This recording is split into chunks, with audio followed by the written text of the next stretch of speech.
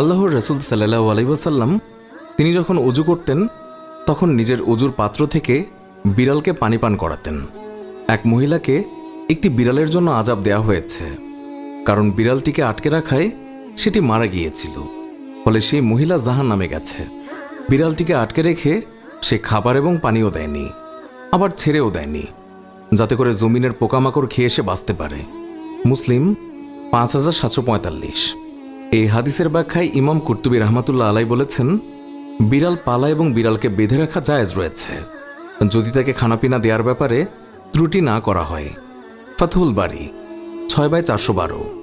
একদিন তার মনিব তাকে হযরত আয়েশা রাদিয়াল্লাহু তাআলার কাছে খাবার সহ একটি পাত্র পাঠালেন। অতঃপর আমি তার কাছে পৌঁছে দেখতে পাই তিনি নামাজরত আছেন। তিনি আমাকে পাত্রটি রাখার জন্য সেই সময় ইশারা করলেন। ইতিমধ্যেই সেখানে একটি বিড়াল এসে তা থেকে কিছু খাবার খেয়ে ফেলল।